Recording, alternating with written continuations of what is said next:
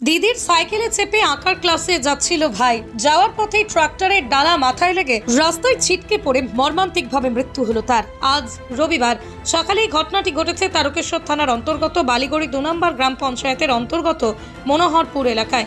মৃতের নাম সায়ন প্রধান, বয়স মাত্র 7 বছর, বাড়ি বালিগড়ি 2 নম্বর গ্রাম পঞ্চায়েতের বল্লভীপুর গ্রামে।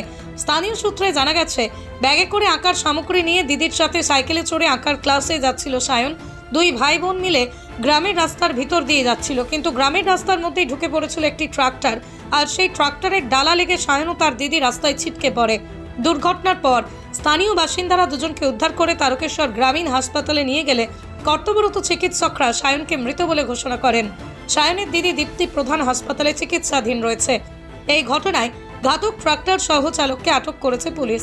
সাত সকালে দুর্ঘটনায় শিশু মৃত্যুর ঘটনায় ক্ষোভ প্রকাশ করেছেন স্থানীয় বাসিন্দারা। তারা বলছেন, গ্রামের রাস্তায় বড় গাড়ি ঢোকার কারণেই দুর্ঘটনা ঘটেছে। এছাড়া রাস্তার ধারে ইমারতি দ্রব্য ফেলে রাখার কারণেও প্রায় দিন দুর্ঘটনা ঘটে চলেছে। প্রশাসনের এই বিষয়ে নজর দেওয়া উচিত। আমাদের 2 নম্বর পঞ্চায়েত বালিগড়ি 2 এর মধ্যেই পড়ছে, শমশেরপুরে ঘটলো।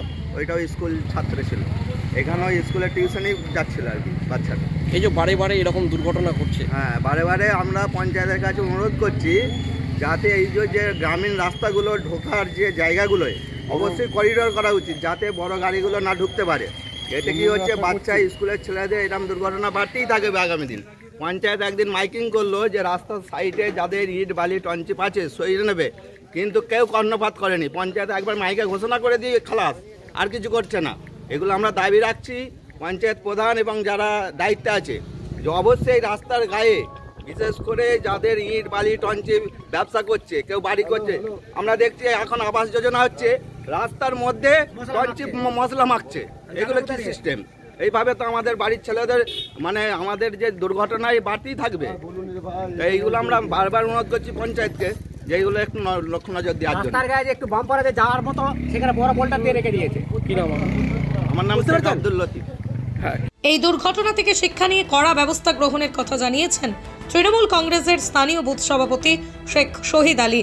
তিনি বলেন, গ্রামে যাতে আর বড় গাড়ি না প্রবেশ করে সে বিষয়ে নজর রাখা হবে। যদিও অনেক বড় গাড়ি নজর এড়িয়ে ঢুকে পড়ছে বলেও তিনি স্বীকার করেন। এটা বল্লভীপুর গ্রামের বাড়ি, ওর কাজলের ছেলে, বয়স বোধহয় 8-9 বছর হবে। কোন স্কুলে পড়তো? স্কুলে কোন স্কুল বলতে এইখানে বল্লভীপুরে পড়তো, প্রায়ই পড়তো এখানে, এই মির্জাপুরের গেটের করে প্রায়ই পড়তে যাচ্ছিল, ও আঁকতে যাচ্ছিল। হ্যাঁ, মর্মান্তিক ঘটনা, একদম মর্মান্তিক। এই রাস্তাতে এই লোড, কিছুদিন আগেও তো একটা ঘটনা ঘটেছিল। হ্যাঁ, কিছুদিন আগেও একটা ঘটনা ঘটেছিল। আবার এই রাস্তায় স্বাভাবিক এত গাড়ির চাপ, আর এই গাড়ি ইট এই যে আসছে, ইট বাইরে থেকে লরি ঢুকছে 14টা চাকা, এই ঢোকা বন্ধ করা বলে বলছিল যে গাড়ি ঢুকতে দেওয়া যাবে না। আপনারা পঞ্চায়েত থেকে ব্যবস্থা নেই? পঞ্চায়েত থেকে ব্যবস্থা বলা হয়েছে, আমাদের পঞ্চায়েতের প্রধানকে ফোন করা হলো যে গাড়ি বললো যে একটা গাড়ি 14টা গাড়ি এখানে ঢোকা যাবে না, কোনো গাড়ি। রাস্তা তো খারাপ হচ্ছে, রাস্তা খারাপ হচ্ছে। মমতা ব্যানার্জি তো বলেই দিয়েছেন যে এরকম গ্রামীণ রাস্তায় কোনো রকম বড় গাড়ি ঢুকবে না। হ্যাঁ, অবশ্যই বলে নির্দেশিকা তো দিয়েছে। নির্দেশিকা দিয়েছে। আপনারা কেন ব্যবস্থা নেননি এখন?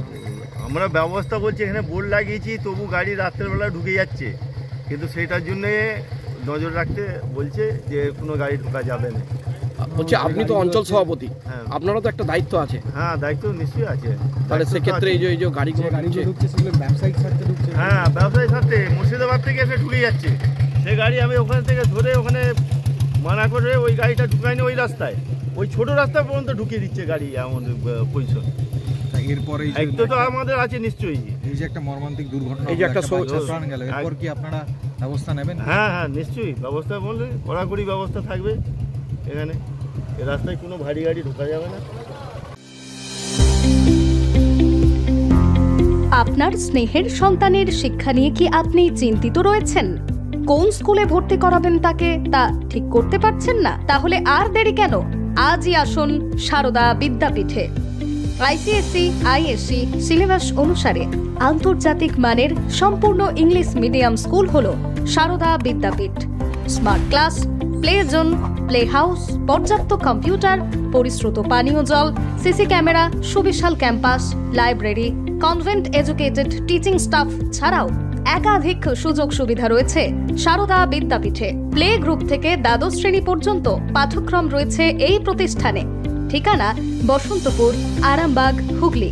বিস্তারিত জানতে যোগাযোগ করুন 7063851550 অথবা যোগাযোগ করুন 6295202439 এই নম্বরে।